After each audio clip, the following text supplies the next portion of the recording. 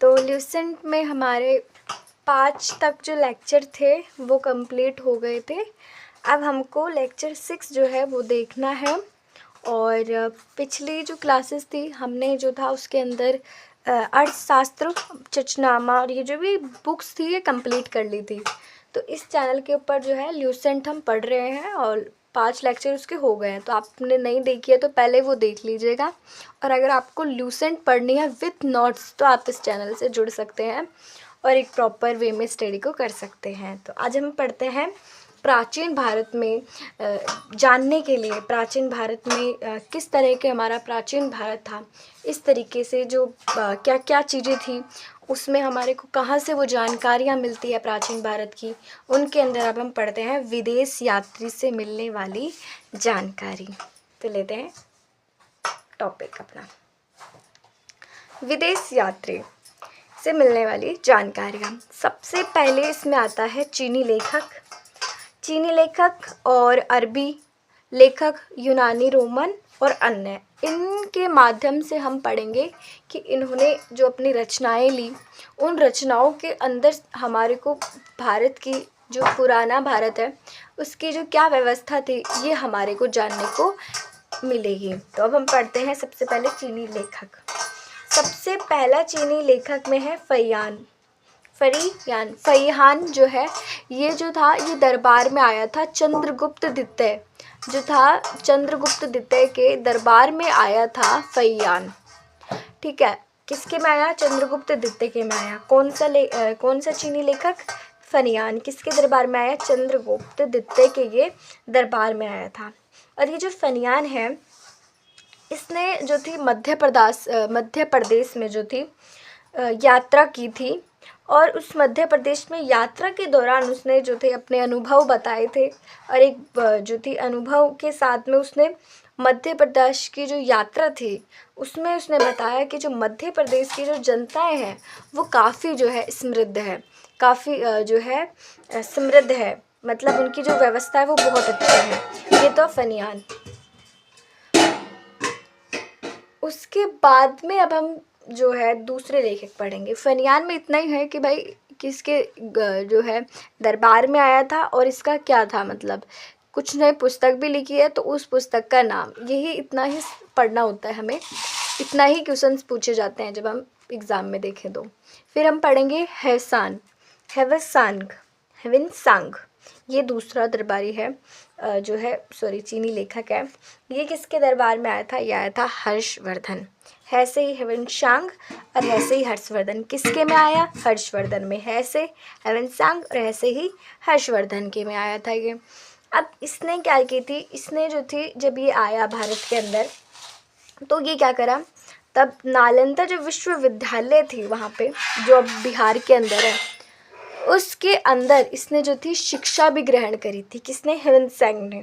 ठीक है, किसने? हेवेनसांग ने। और ये जो नालंदा विश्वविद्यालय है इसका निर्माण कब हुआ था? नालंदा विश्वविद्यालय का निर्माण किसने करवाया था? वो करवाया था कुमारगुप्त ने। किसने कराया था? कुमारगुप्त फर्स्ट ने कराया था। और इसी नालंदा विश्वविद्यालय के अंदर जो है हेवेनसांग ने क्या थी अध्ययन किया था, उससे पढ़ा था। और इसने एक पुस्तक भी लिखी है। कौन सी लिखी है? सीयू की पुस्तक है, चीनी नेम है। तो देखो पुस्तक का क्या नाम है? सीयू की।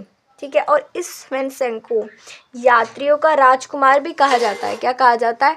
अगर हमसे पूछा जाए कि जो लेखकों में है तो यात्रियों का राजकुमार किसे कहा जाता है, तो वो कहा जाता है हेवेनसांग को। और इसे प्रिंस ऑफ द पिलग्रिमेजेस मतलब होता है यात्रियों का राजकुमार जो है हेवेनसांग है। ये चीनी लेखक है और इसके अंदर सेग्यून और इत्सिंग भी आए थे। इनके बारे में कभी कभी बस इतना ही है कि ये आए थे। तो हमने चीनी लेखक तो कंप्लीट कर लिए हैं। क्या क्या पढ़ा? फरीहान चंद्रगुप्त द्वितीय के में आया था और मध्य प्रदेश में इसने यात्रा की और समृद्ध बताया। और हेवेनसांग दूसरा यात्री किसके दरबार में आया? हर्षवर्धन में। शिक्षा ग्रहण की नालंदा विश्वविद्यालय में। और नालंदा विश्वविद्यालय का निर्माण किसने कराया है? कुमारगुप्त फर्स्ट ने करवाया। और इसने अपनी पुस्तक लिखी सीयू की। और सबसे महत्वपूर्ण यात्रियों का राजकुमार हेवेनसांग को कहा जाता है। स्विगुन और इत्सिंग भी आए थे चीनी लेखक। अब हम चलते हैं अरबी लेखक की ओर। अरबी लेखक में देखो, सबसे पहला नाम है हमारा अल-बिरूनी। अल-बिरूनी, अल-बिरूनी ये किसके दरबार में आया? ये दरबार आया महमूद गजनवी। नीवी ऐसे याद करो कि अल-बिरूनी आया किसके? गजनवी, यानी कि अल-बिरूनी दरबार में आया था महमूद गजनवी, ठीक है। और इसने अपनी एक पुस्तक लिखी थी किताब-उल-हिंद। किताब-उल-हिंद ये इसकी पुस्तक है। और एक और लिखी थी इसने तहकीक-ए-हिंद। तहकीक-ए-हिंद, तो किसने पुस्तक लिखी? एक तो किताब-उल-हिंद, किसकी?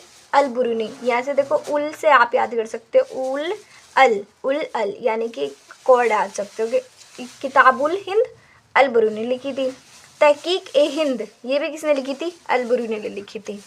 तो ये हो गया पहला अरबी लेखक। अब हम सेकंड पे चलते हैं। देखो सेकंड है इब्न तुत्ता।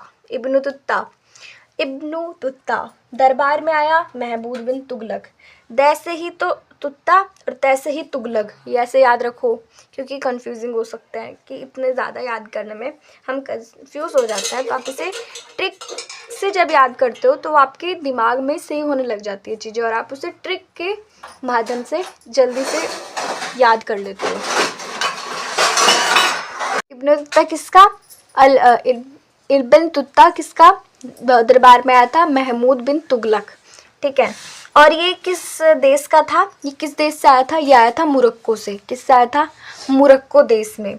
और मोरक्को देश जो है उसकी जो है मोरक्को देश की राजधानी क्या है? रबात। क्या है? रबात, ठीक है। अब इसने एक पुस्तक भी लिखी। कौन सी लिखी? रिहला। क्या लिखी? रिहला, ठीक है। और इसका वास्तविक नाम अगर आपसे पूछ लिया जाए तो वो है अब्दुल महमूद बिन तुत्ता। अब्दुल्ला महमूद बिन तुत्ता, इस तरीके का ये हो गया, ठीक है। इसमें इतना याद है किस देश से आए, किसके दरबार में आए, कौन सी पुस्तक लिखी, तो ये हो जाएगा इनका। अब अगली क्लासेस में हम जो है अन्य लेखक के बारे में पढ़ेंगे क्योंकि फिर ज़्यादा बड़ी हो जाएगी ये अपनी क्लास। तो इसमें हम अगले क्लासेस में क्या क्या देखेंगे, एक तो अन्य लेखक में देखेंगे और यूनानी रोमन हम देखने वाले हैं, ठीक है। इस क्लास में आप इतना ही पढ़ेंगे। अगली लेक्चर हम 6 में वीडियो को स्टार्ट करेंगे। तब तक के लिए आप खुश रहिए। धन्यवाद।